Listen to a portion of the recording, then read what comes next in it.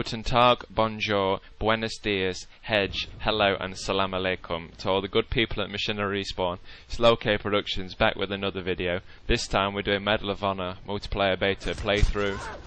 I know I've been reading quite a lot of the comments on Medal of Honor videos recently, and I've seen the comparisons to Battlefield 2 and to Modern Warfare 2, and while it is like that, my first impressions in fact were actually that it was more like Ghost Recon. Just judging by the HUD, or the HUD, if you want to call it that. It's very Ghost Recon-y. Now the Battlefield Bad Company 2 comparisons are obviously going to be there, as DICE are making the multiplayer of this, whereas the Medal of Honor team are making the single player of the game. When you kill someone, you'll notice that there's the Modern Warfare 2 points flash up type deal, and obviously it's set in that part of the world where partial parts of the story of Modern Warfare 2 are set. So then naturally there's going to be some comparisons with, you know, any FPS. People are going to compare the best to the not so great. Having played one round of one map in an unfinished game, I can't give you guys a full assessment of whether you should buy this game or not. But I think first impressions definitely count for a lot. I usually know within the first 5 minutes whether I'm going to carry on playing a game or not.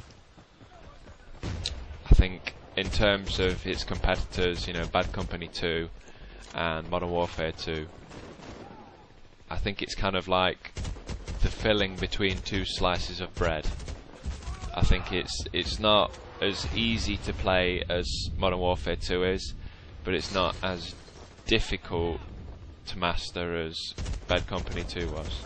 And why I say master it, I mean sort of Modern Warfare 2 is designed for you to run around and kill people.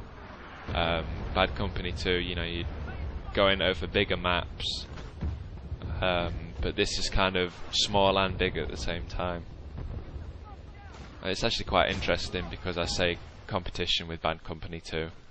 You know, the multiplayer is designed by DICE, who made the entire Battlefield 2 series. It's an EA game, so whether you class it as being competition for Bad Company 2, I don't know. I mean, there's definitely some Modern Warfare 2 elements, and I think it's more sort of a competition for the Call of Duty series than it is for the Bad Company series. I've actually pre-ordered the game, but that's not how I got my key. But I pre-ordered it for PC. I'm not sure what it's like on Xbox, I'm not sure what it's like on PlayStation. I imagine it's sort of the same, but it feels more like this game was made for PC, whereas Modern Warfare 2 was kind of a console game ported to the PC, I feel. But that's just my personal opinion. One thing you have to be careful of here is it's actually ridiculously close quarters, and it can get kind of distracting with all the smoke and the noise and the bullet traces everywhere. I think as much of that is a distraction, it's also quite immersive, and you can kind of begin to imagine what being in these situations would be like, which I think is a credit to the game. You know, some people enjoy realism. If you're a Battlefield 2 fan and you played Project Reality, you'll know what I mean. Completely takes the game to a new level when it's a bit more real. Same thing goes with the Insurgency mod for Half-Life 2 as well. I would say though, it's definitely not your typical run and gun type of game, so you will have to adjust your tactics if you're a Modern Warfare 2 player. I was going to make a kill to death ratio video, but considering, you know, I haven't played the game very long, and I'm not, you know, brilliant when it comes to these games, it takes me a while to master them.